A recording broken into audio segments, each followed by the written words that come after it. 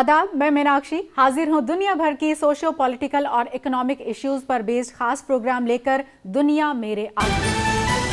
हमारे आज के प्रोग्राम में बात इंडियन फॉरेन पॉलिसी, उसके अचीवमेंट्स और चैलेंजेस की। हालांकि हमारी फॉरेन पॉलिसी हमेशा से पॉलिज्म, डेमोक्रेसी, सेक्युलरिज्म और पीस की रही है, लेकिन इस बात को आज ये दुनिया मान चुकी है कि प्राइम मिनिस्टर नरेंद्र मोदी की लीडरशिप ने हमारी फॉरेन पॉलिसी को एक पर्सनल टच दिया है और इसे नई बुलंदी भी अता की है। ऐसे में हमारे लिए ये जानना बहुत ज़रूरी है कि आज की दुनिया के मंजरनामे पर हमारी फॉरेन पॉलिसी के अचीवमेंट्स क्या हैं और क्या हैं चैलेंजेस। इसी पर बात करने के लिए हमारे साथ स्टूडियो में खास मेहमान मौजूद हैं। IDSA के senior associate doctor Rajiv Nayan हमारे साथ मौजूद हैं। सर, स्वागत है आपका। IMC के फॉर्मर DG और सीनियर जर्नलिस्ट KG सुरेश हमारे साथ स्टूडियो में मौजूद हैं। सर, आपका भी बहुत स्वागत है। और ICWA के साबिक research associate doctor Amit Kumar हमारे साथ मौजूद हैं और आपको बता दें कि इन्होंने इंडियन फॉरेन पॉलिसी पर PhD भी किया है। हम सभी का वेलकम करते हैं स्टूडियो में और बातचीत की शुरुआत करते हैं। सबसे पहले नयन साहब, आप ही से जानना चाहूँगी, हम बात कर रहे हैं क्योंकि हमारे अचीवमेंट्स अब तक के क्या क्या रहे हैं और क्या क्या हमारे सामने चैलेंजेस हैं। आप अगर रेट करते हैं चैलेंजेस वर्सेस अचीवमेंट्स में, कहाँ बेहतर आप हिंदुस्तान को पाते हैं अभी? निश्चित ही उपलब्धियां को हम आगे रखेंगे। और आपने एक बहुत ही अच्छी बात कही, वह बात कही है कि प्रधानमंत्री मोदी का एक व्यक्तिगत, जिसको कहते हैं संपर्क कहिए या इसका एक व्यक्तिगत एक टच, जिसको आप पर्सनल टच कह रहे हैं, उन्होंने अपनी सारी विदेश नीति की जो उपलब्धियां हैं उन्होंने कहीं ना कहीं एक उनका मोदी नामा, मोदी का मोदीत्व जाहिर रहा। शुरुआत करते हैं हम सांस्कृतिक, जिसको कहते हैं कूटनीति से। आते के साथ उन्होंने पहली बात क्या की कि वो गए, नेपाल में गए, वो भूटान में गए और उन्होंने बताया कि हम देखिए सांस्कृतिक रूप से एक है, हमें कोई भी भटकाव नहीं है। दूसरी बात उन्होंने क्या की, जिसे कहते हैं पर्सनल टच, और फॉरेन पॉलिसी को एक जोड़ देने की बात कही। और उन्होंने कहा कि देखिए, छोटे राष्ट्र को भारत से परेशान होने की आवश्यकता नहीं है। छोटे राष्ट्र के हम साझीदार हैं, हम बिग ब्रदर नहीं हैं और हम सब साथ मिलकर काम करेंगे। और जहां तक हमारी आवश्यकता होगी हम अपने आगे आएंगे, जहां आप कहेंगे वहां आएंगे, जहां मैं आपकी ज़रूरत समझूंगा वहां भी मैं आगे आऊँगा।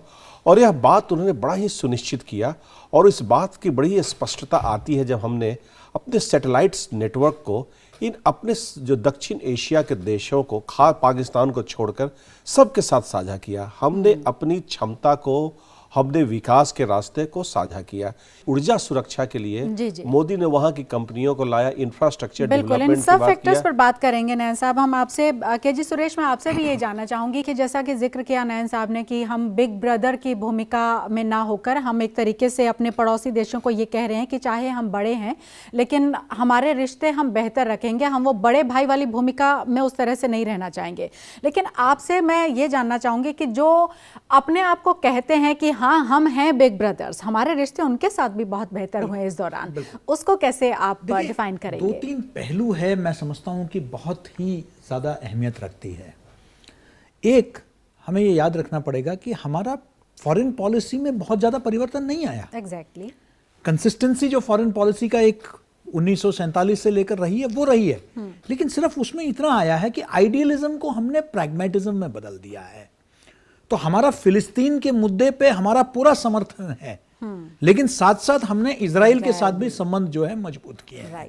आदर्श हमारे राष्ट्रहित के आड़े नहीं आ रही है। अब नेशनल इंटरेस्ट पैरामाउंट हो गया है, लेकिन उसका यह मतलब नहीं है कि आपके जो प्रिंसिपल्ड स्टैंड आपने लिया है उसको आपने समझौता नहीं किया है, वहां भी समर्थन जारी है। आप अरब मुल्कों के साथ भी आपके संबंध हैं, मजबूत हैं, तो आप US के साथ भी संबंध है, चीन के साथ भी संबंध है, रूस के साथ भी संबंध है। तो क्या है कि हम लोग जो नॉन अलाइंड से लेकर अब हम मल्टी अलाइंड हो गए हैं। अब सिर्फ हम किसी एक मुल्क के साथ नहीं। अब याद रखिए दुनिया कैसे बदली है।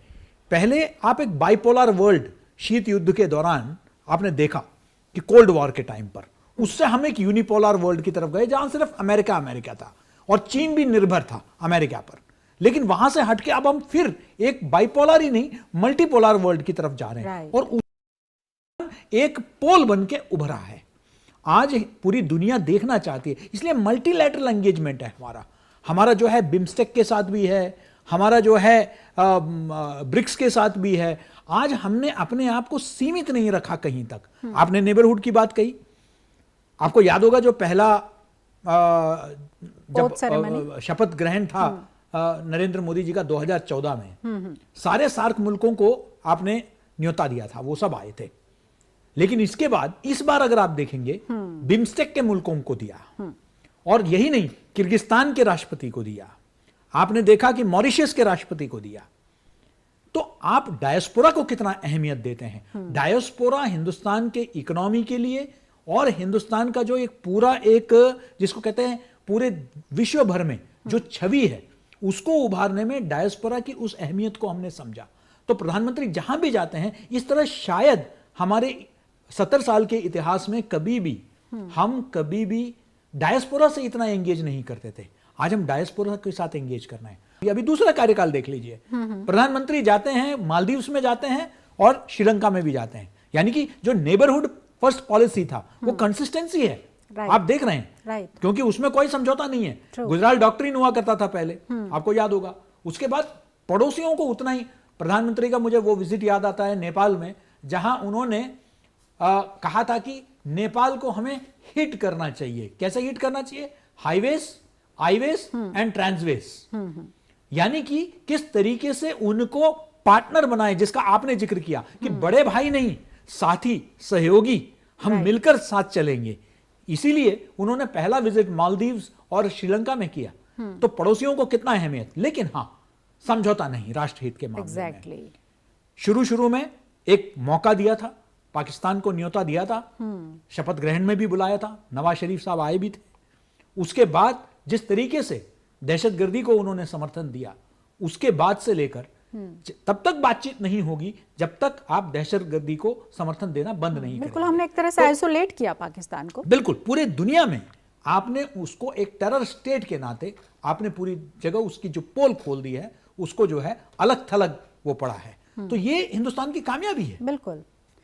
अमित कुमार जी, फॉरेन पॉलिसी तो हमारी वही है, लेकिन जैसा हमने शुरुआत में कहा, ये पर्सनल टच का सारा मामला है क्या? और क्योंकि ये बार बार कहा गया कि हमारे प्रधानमंत्री स्वयं यात्राओं पर जा रहे हैं, बाकी देशों के राष्ट्राध्यक्ष हमारे यहाँ रहे हैं, जैसे हाल ही में श्रीलंका में नए चुनाव और गोटाबाया का सबसे पहले हिंदुस्तान को यात्रा के तौर पर चुनना, या और मुल्कों से भी जो राष्ट्राध्यक्ष आ रहे हैं, जो बायलैटरल हमारे समझौते जिस तरह से देशों के साथ हो रहे हैं, ये उसी फॉरेन पॉलिसी का हिस्सा है, या हम कहें कि हाँ, पर्सनल टच कहीं ज़्यादा और अहम हो गया है? Of course prime minister Modi की फॉरेन पॉलिसी जो रही है, इसमें इंटेंसिटी काफ़ी हाई रही है। अप्रोच देखिए, कुछ करने की इच्छा है। 2014 पे देखिए, सार्क देशों के हेड को बुलाया जाता है, नेबरहुड फर्स्ट पॉलिसी है, इकोनॉमिक डिप्लोमेसी की बात हो रही है। प्राइम मिनिस्टर विजिट शुरू करते हैं नेबरहुड के साथ साथ great powers, other major powers और छोटे मोटे कई देशों के। यहाँ अप्रोच है कि सबके साथ इंगेजमेंट को इंटेंसिफाई करनी है। बीच में पर्सनल रिलेशन भी जरूर आ रहे हैं, या अभी के साथ हो, या ट्रंप के साथ हो, प्रेसिडेंट ट्रंप के साथ हो, तो पुतिन के साथ हो, तो ये तो मैटर कर ही रहा है। लेकिन टोटल अप्रोच को देखिए, पाकिस्तान के साथ देखिए, चाइना के साथ देखिए, हमारी पॉलिसी अलग रही थोड़ी सी पिछली गवर्नमेंट से। हम यहाँ फॉर्म हैं। डोकलाम इशू देखिए, हमारे स्टैंड कुछ अलग थे पिछले स्टैंड से। यहाँ कोऑपरेशन और कंपटीशन दोनों चल रहा है। आप देखिए चाइना जापान के रिलेशंस, चाइना यूएस के रिलेशन, ये मैच्योर रिलेशनशिप है। ट्रेड भी चलता है और कंपटीशन भी है, स्ट्रेटेजिक फॉर्म में कंपटीशन भी है। हमारा चाइना के साथ सेम, चाइना के साथ स्ट्रेटेजिक फॉर्म में हमारा कंपटीशन है, बॉर्डर इशू है, बट ट्रेड हमारा कंटिन्यूसली ग्रो कर रहा है चाइना के साथ। तो हम थोड़ा मैच्योर पॉलिसी को फॉलो कर रहे हैं। दूसरे पाकिस्तान के फ्रंट पे मैं बोलना चाहूँगा, ट्रायल एंड एरर। पहले कोशिश किया गया पाकिस्तान के साथ हम बात करें, प्राइम मिनिस्टर मोदी ने कोशिश भी की, लाहौर विजिट भी किया, लेकिन कोशिश कामयाब नहीं हुई। और इंडिया इस मामले में फर्म है कि टेररिज्म और टॉक दोनों नहीं चल सकता। एग्जैक्टली। और हम सक्सेसफुल बने हैं, पाकिस्तान पॉलिसी हमारी सक्सेसफुल रही, मैं क्लियरली बोलूँगा। चाइना पॉलिसी में भी कुछ बदलाव है, लेकिन हम सक्सेसफुल हैं, ऑलमोस्ट सक्सेसफुल हैं। नेबरहुड का अदर कंट्रीज के साथ हम विजिट कर रहे हैं, हमारे प्राइम मिनिस्टर विजिट कर रहे हैं, अदर मिनिस्टर विजिट कर रहे हैं, कोशिश जारी है। लेकिन 2 दिन 4 दिन 2 साल 4 साल में पूर्णतः चेंज नहीं हो सकता। यूएस के साथ हमने इंगेजमेंट को कंटिन्यू किया है, हमारा साउथ ईस्ट एशिया के साथ रिलेशन और स्ट्रांग हुए हैं। कनेक्टिविटी की बात कर रहे हैं, land connectivity, maritime connectivity की, इंडियन ओशन रीजन के कंट्री के साथ हमारे रिश्ते मजबूत रहे हैं। सागर का कंसेप्ट दिया प्राइम मिनिस्टर मोदी ने। तो हमारा अप्रोच इवन वेस्ट एशिया के साथ, बिल्कुल हमारे वेस्ट एशिया में 3 मेजर कंट्रीज है, 3 पोल्स से आप समझिए, सऊदी अरब, इजराइल और ईरान। हम तीनों के साथ बैलेंस करके चल रहे हैं, बहुत बड़ी अचीवमेंट है। हम बियॉन्ड द डायस्पोरा भी वहाँ देख रहे हैं। हमारा बैलेंस ऑफ पावर गेम में हमारा सी है, कुछ कह पा रहे हैं, हमारी अपनी भूमिका है वहाँ। तो ये मेजर चेंज है। West Asia policy wise neglected था। ईस्ट एशिया के साथ act east Asia look east policy के बाद एक्ट ईस्ट हम लोग बहुत मजबूती से फॉलो कर रहे हैं। तो हमारे अचीवमेंट्स हैं। ये ऐसा फ्रंट है फॉरेन पॉलिसी मोदी गवर्नमेंट का जहां हम बेझिझक कह सकते हैं कि हम सक्सेसफुल हुए हैं और मोदी गवर्नमेंट इस फ्रंट पे बहुत अच्छा काम कर रही है। जी नयन साहब, जैसा जिक्र किया इन्होंने कि अगर हम रीजन वाइज भी बांटें और अगर हम मान लीजिए कि सबसे पहले अमेरिका को लेकर बात करें, क्योंकि उसका प्रभुत्व और उसकी उस तरह से जो बातें होती हैं कि उसका एक डोमिनेंस वो रखता है, लेकिन हम माइनस डोमिनेंस बात करें, हम ओबामा के साथ भी उतने ही बेहतर रिश्ते रखते थे। हम उनको इनवाइट भेजते थे यहाँ पर गणतंत्र दिवस के लिए, हमारे यहाँ आइए आप, और वो उसको निभाते थे। अभी ट्रंप है वहाँ पर, तो हम ट्रंप के साथ भी उतने ही आसानी से एक तरीके से कहें तो रिश्ता आगे बढ़ा रहे हैं। ये जो पॉलिसी में तो कोई फर्क है नहीं, पर्सनल टच की हम बात लगातार कर रहे हैं, लेकिन वहां पर सरकारों का बदल जाना, आपके जो टॉप लीडर्स हैं वो एकदम चेंज हो जाना, सत्ता एकदम बदल जाना, बावजूद उसके आपका उसी तरीके से देश के साथ रिश्ता कायम करना, वो भी अमेरिका जैसे देश के साथ, जो कि हमको एक तरह से दोयम दर्जे का समझता था। निश्चित ही देखिए, जैसे अभी बात हुई हमारी विदेश नीति में निरंतरता की, निरंतरता के साथ साथ क्या चुनौतियां उभर रही है, किस तरह से जो विश्व में परिवर्तन आ रहे हैं, इन सारे बातों को लेकर हमें अपनी नीति के बारे में एक जिसे कहते हैं समीक्षा करनी रहती है। जब हमने नॉन अलाइनमेंट की बात की थी और अभी मल्टी अलाइनमेंट की बात हो रही है, दोनों काल में क्या था? नॉन अलाइनमेंट में हमने क्यों नहीं चुना हमने किसी भी अलायंस बनना? हमने इसलिए अलाई बनना नहीं पसंद किया क्योंकि हमें अपनी क्षमता का विकास करना था। अगर हम मानते कि हम किसी के अलाय हो जाएंगे तो हमें उन पर निर्भर करना होगा और अपने राष्ट्र की क्षमता का विकास नहीं कर पाएंगे। हम आगे बढ़ते गए, भले ही नीति वही रही, लेकिन हुआ क्या कि उसी समय हम प्रैक्टिकल जो उसमें हम समीक्षा करते रहे, थोड़ा सा सोवियत संघ के करीब आ गए क्योंकि हमें आवश्यकता थी, परिवर्तन की आवश्यकता थी। और आज के दिन में हमें लग रहा है कि हमने अपनी क्षमता काफ़ी विकसित कर ली है और हमें हमारे व्यक्ति जो हमारे स्किल्ड मैन पावर है उन्हें भी कहीं जाकर अपने जो क्षमता का उपयोग करना चाहिए।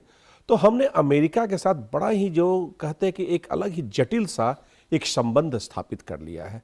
ट्रंप हो या कोई हो, जिसे हम बाई पार्टीजन कहते हैं, हमारे तरफ से भी एक स्ट्रक्चरल जिसे कहते हैं कि फैक्टर्स रहा है, वो संरचनात्मक जो क्षमता हमारी रही और जो वह काफ़ी हद तक हमारी विदेश नीति को प्रभावित करती रही, अमेरिका की भी करती रही। इसके कारण हमने बहुआयामी एक रिश्ते का निर्माण किया। अब आज के दिन में देखें कि अमेरिका के साथ जिस तरह के हमारी इंटरडिपेंडेंट रिलेशनशिप डेवलप कर गई है, उसे भी हमारी आवश्यकता है। देखिए, जो हमने defence trade and technology trade initiative किया, उसमें हमने अपनी क्षमता बताई कि देखिए हमने भी जेट इंजन को यहाँ तक विकास कर लिया है, बाकी क्षेत्र में हमारा है। अब वह पुराना को प्रोडक्शन वेपन्स प्रोक्योरमेंट का ही नहीं, एक नया R&D का रिश्ता भी बनना चाहिए और एक विज्ञान का एक नए चरण का रिश्ते का हम एक तरह से अभी इंगेजमेंट कर रहे हैं, निगोशिएट कर रहे हैं, बातचीत कर रहे हैं। एक बड़ा अलग है, यह मोदी के काल का एक बड़ा ही अजीब सा रिश्ता है। दूसरी जो बात अभी कस के आई है कि जितने सारे आप अंतर्राष्ट्रीय जिसे संगठन कहते हैं, उसमें बिना अमेरिका के सहयोग के आप प्रवेश नहीं कर सकते हैं। बिना जो जितने भी सारे अंतर्राष्ट्रीय कानून हैं, बिना अमेरिका के मदद के आप इसमें संशोधन कर उसके अपने पक्ष में नहीं कर सकते हैं, जो कि न्यूक्लियर सप्लायर्स ग्रुप एक बड़ा जीता जागता उदाहरण है। तो हम अमेरिका के साथ सहयोग कर रहे हैं। जैसा कि अभी सुरेश साहब ने कहा, हमने अभी तक रूस को नहीं त्यागा है। अगर हम DTTI कर रहे हैं अमेरिका के साथ, तो हम रूस के S-400 भी ले रहे हैं और बाकी भी काफ़ी विकसित जो तकनीकी समझौते भी कर रहे हैं। लेकिन हमें अभी अमेरिका बड़ा ही हमारा जबरदस्त राष्ट्र के रूप में आ गया, जनतंत्र के मामले हम लोग एक हैं। और जिस तरह से हमारी डायस्पोरा, जिस उन्होंने बात की, वहाँ पर उभर कर आ रही है इंडो यूएस न्यूक्लियर डील के समय, जो यह एक इकोनॉमिक डायस्पोरा थी, एक प्रोफेशनल डायस्पोरा थी, वो हिचकिचाती थी राजनीतिक अपनी ताकत दिखाने में। आज वह डायस्पोरा अपनी राजनीतिक क्षमता, अपनी राजनीतिक ताकत दिखा रही है। तो हमें इस डायस्पोरा को एक नए डिमेंशन, एक नए ऊंचाई पर, एक नए स्तर पर ले जाके हमें उनका उपयोग भी करना है। और देखिए, आप हमेशा उपयोग नहीं कर सकते हैं, आपको तैयार रहना होगा कि आपको भी उनके लिए कुछ करना पड़े। Exactly. तो आपको उसकी भी तैयारी कर रहे हैं। तो आज हम उसके लिए भी तैयारी करें, उन्हें कह रहे हैं कि आप इन्वेस्ट कीजिए, आप साझे तरीके से काम कीजिए। और आपने दुनिया को देखा है और हम दुनिया में प्रवेश कर रहे हैं आर्थिक तरीके से, तो वह एक देखते एक बड़ा ही अलग ढंग का एक रिश्ता डायस्पोरा के साथ बनकर आ रहा है, जो पिछले रिश्तों से थोड़ा सा अलग हटके होने जा रहा है। आप केवल उस पर डिपेंडेंट नहीं है, आप उसके साथ इंटरडिपेंडेंट है। क्या जी सुरेश जी, आपसे जो मैं जानना चाहूँगी, क्योंकि जिक्र किया जैसे अमित जी ने कि हम सऊदी अरब के साथ भी बेहतर हैं, हम ईरान के साथ भी बेहतर हैं, हम इजराइल और फिलिस्तीन दोनों के साथ ही आगे बढ़ रहे हैं। और जिसकी हम बात करें लगातार कि चाहे वो प्रधानमंत्री को वहाँ के जो सर्वोच्च सम्मान है उनसे नवाजे जाने की बात हो, या ये गिव एंड टेक जो है, क्योंकि अब हम ये मानकर चल रहे हैं कि कोई एक हमको रूल करता रहेगा, वैसा शायद इंटरनेशनल सिनेरियो नहीं रहा है। गिव एंड टेक की पॉलिसी है। और अगर हम उस एरिया को देखते हैं तो हम हिंदुस्तान और वो इलाका कैसे गिव एंड टेक को आप देख रहे हैं आगे? देखिए, दुनिया को अब ये एहसास हो गया है कि हिंदुस्तान अब किसी एक मुल्क का साथ नहीं दे रहा है, उसका पक्ष नहीं ले रहा है, बल्कि वो अगर साथ दे रहा है, अगर पक्ष ले रहा है, तो अपना पक्ष ले रहा है। यानी कि हिंदुस्तान के हित में अगर हो। आपने महाबलीपुरम में, मामल्लापुरम में शी जिनपिंग के साथ आपने मीटिंग की, लेकिन आरसेप की बात आ गई तो आपने उसे जो है साइन करने से आपने इनकार कर दिया। आपने कहा कि नहीं, चीनी माल यहां डंप किया जाएगा, हमारे ट्रेडर्स, हमारे बिजनेस, उसको ये बाधित करेगा, इसलिए हमको ऐसा कोई कदम नहीं उठाना है। तो आरसीईपी के मामले में जो है हिंदुस्तान ने स्टैंड लिया, जो शायद दुनिया में किसी ने नहीं सोचा होगा। बिल्कुल। जी, तो हिंदुस्तान ने बहुत स्पष्ट कर दिया है, पूरे दुनिया के सामने ये कह दिया है कि देखिए, हमारा नेशनल इंटरेस्ट की जब बात आएगी तो उसमें कोई समझौता नहीं। अमेरिका से दोस्ती है, बहुत अच्छी बात है, रूस से दोस्ती है, लेकिन जब हमारे एयरफोर्स के लिए फाइटर प्लेन्स की बात हो गई तो फ्रांस से राफेल लेंगे हम। Exactly. तो यानी कि हिंदुस्तान के एयरफोर्स के लिए सबसे बेहतर प्रोडक्ट कौन सा है, सिर्फ एक ही मापदंड था, अमेरिका के साथ दोस्ती है, उनको खुश करना है। या क्या अमेरिकन कंपनीज नहीं थे क्या लाइन में? रशिया नहीं चाहती थी कि अपना प्रोडक्ट्स को बेचना है, और मुल्क नहीं चाहते थे क्या? सब चाहते थे, लेकिन उसके बावजूद आपने बेस्ट प्रोडक्ट लिया। वो इसलिए कि उनको भी ये संदेश चला गया कि देखिए, हमें अपने हित की बात है। देखिए, इसका नतीजा क्या हुआ है, आप देख रहे होंगे कि 370 जब कश्मीर से हटाया गया, कश्मीर का जो स्पेशल स्टेटस या जो दर्जा मिला था, तो ये पाकिस्तान ने पूरे दुनिया में घूम के जो है हिंदुस्तान को बदनाम करने की कोशिश की, और उसने ये सोचा कि जो इस्लामी दुनिया है वहां वो हिंदुस्तान के खिलाफ एक मुहिम छेड़ देगा। लेकिन नतीजा क्या हुआ? नतीजा ये हुआ, एक तुर्की और मलेशिया को छोड़कर पूरे मतलब दुनिया के जो भी इस्लामिक मुल्क हैं, उनमें से कईयों ने समर्थन किया, तो किसी ने कुछ नहीं कहा। क्या इससे बड़ी, आपने क्योंकि अभी बात किया कि उनको सबसे बड़े जो सम्मान है उससे वो नवाजे गए थे प्रधानमंत्री साहब जी, वो इसलिए नवाजे गए थे क्योंकि वो पूरे दुनिया में इस्लामी मुल्कों में इस बात को जो है वो उन्होंने एहसास किया है कि हिंदुस्तान किसी कौम के, किसी मजहब के खिलाफ नहीं है। हिंदुस्तान अपने इंटरेस्ट को आगे बढ़ाना चाह रहा है, और हिंदुस्तान का अंदरूनी मामला है ये, इसमें दखल हमको नहीं करना है। ये जो एक पूरे दुनिया में ये जो एक पैगाम गया है, ये बड़ा बहुत अहमियत रखता है। अब आप देखेंगे कि डोकलाम का मुद्दा हुआ, और मुद्दे हुए जहां हिंदुस्तान ने बड़ा मजबूती से स्टैंड लिया। सॉफ्ट स्टेट नहीं है अब हम, मतलब जो हम कहे जाते थे। और ये जो बालाकोट में जो हुआ, बालाकोट में जो हुआ, उससे भी दुनिया में एक बड़ा संदेश गया है। आपने ये जो कहा है कि आप अगर हिंदुस्तान के इंटरेस्ट के साथ आप खिलवाड़ करेंगे, हम दबाव में नहीं आएंगे। याद रखें, ये वही हिंदुस्तान है जहां न्यूक्लियर टेस्ट की तैयारी पूरी तरह नरसिम्हा राव साहब के समय पर हुआ था, उनके वक्त पे, लेकिन अमेरिका के दबाव के चलते वो टेस्ट कैरी आउट नहीं किए गए। ये एक हकीकत है। लेकिन आज ये मैसेज है कि अगर हमारे हित की बात आती है तो हम जो है किसी चीज से परहेज नहीं रखेंगे। अमित जी, बड़ा मुश्किल होता है वैसे तो नंबर्स में बांधना किसी भी चीज़ को, लेकिन फिर भी अगर 5 चैलेंजेस और 5 अचीवमेंट्स की हम बात करते हैं तो वो पॉइंटर्स के तौर पर आप डिस्प्ले कर सकते हैं कि हाँ, ये हमारे टॉप 5 अचीवमेंट्स हैं और ये टॉप 5 हमारे चैलेंजेस अभी भी हैं। हम पाकिस्तान को अलग थलग करने में कामयाब रहे हैं। टेररिस्ट अटैक भी कम हो रहे हैं, लिमिटेड हुए हैं, और कहीं ना कहीं से इसका प्रभाव अन्य पॉलिसीज़ पे पड़ा, अन्य देशों के साथ जो हमारी पॉलिसी है उस पर, इंडिया पाकिस्तान रिलेशन में।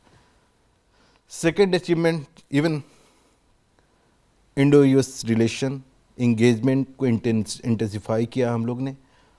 थर्ड अचीवमेंट हुआ, इंडो पैसिफिक फ्रंट पे हम एक बैलेंस ऑफ पावर गेम में अपनी सक्रिय भूमिका निभाने में सक्षम रहे हैं। हमारा स्टैंड क्लियर रहा, या साउथ चाइना सी का इस पर स्टैंड हो, फ्रीडम ऑफ नेविगेशन पर स्टैंड हो, रूल बेस्ड ऑर्डर का स्टैंड हो जी, या बायलैटरल इंगेजमेंट की बात हो, तो हमारा दायरा बढ़ा है।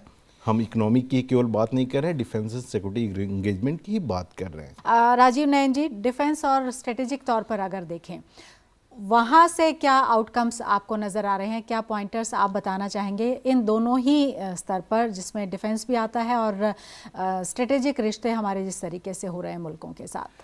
देखिए, सबसे बड़ी बात तो कहेंगे जो असोचनीय है, एक ऐसा राष्ट्र जो 60 से 70% तक अपने हथियारों के लिए रूस पर निर्भर रहता था, आज के दिन में हमारे प्रधानमंत्री उनके ऊपर एक विश्वास जगा रहे हैं, हमारी जो डिफेंस इंडस्ट्री है, रक्षा के जो उद्योग है, कि तुम्हें एक्सपोर्ट करना है, हमारे पास क्षमता है।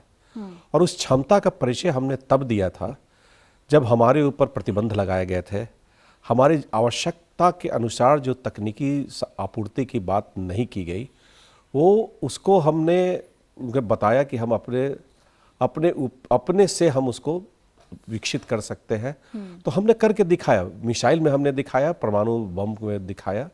तो आज कह रहे हैं कि इनका हम आयात करें, निर्यात करें, आयात ही केवल नहीं करें। एक बहुत बड़ी एक फॉरेन पॉलिसी में जिसे कहेंगे चुनौती थी, जिसे कि वो आगे बढ़ा रहे हैं सुरक्षा के क्षेत्र में।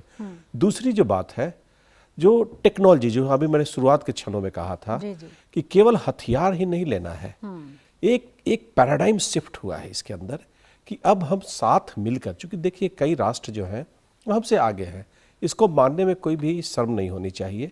कई क्षेत्रों में कई लोग आगे काम कर रहे हैं, कई क्षेत्रों में हम भी काम कर रहे हैं। तो हम साझा मिलकर एक नया कंजोर्टियम टाइप का, जिसमें न्यूक्लियर एनर्जी पर भी चल रहा है, हर जगह चल रहा है, फिजिक्स में, साइंस में, मैथमेटिक्स में हमारे साइंटिस्ट मिलकर बाहर काम कर रहे हैं। उसको कह रहे हैं कि हम यहाँ टेक्नोलॉजी डेवलपमेंट के रूप में लाए। तो ये एक बड़ी जो चेंज जिसे कहते हैं कि वो हुई है। और तीसरा जो हम इसमें कहना चाहूँगा मैं कि डाइवर्सिफिकेशन, कोल्ड वॉर के बाद एक बहुत बड़ी फिलॉसफी इमर्ज करके आई थी कि diversification of resources of security, वो हुआ नहीं था, लेकिन अब उसे होता प्रतीत हो रहा है। तो ये हमारी बहुत बड़ी 3 हम कहें कि अचीव है। उसके अलावा भी कई है, ऑब्वियसली बहुत सारे हैं। और जब हम फॉरेन पॉलिसी पर बात कर रहे हैं तो हाफ एन आवर मेरे ख्याल से गुड फॉर नथिंग है।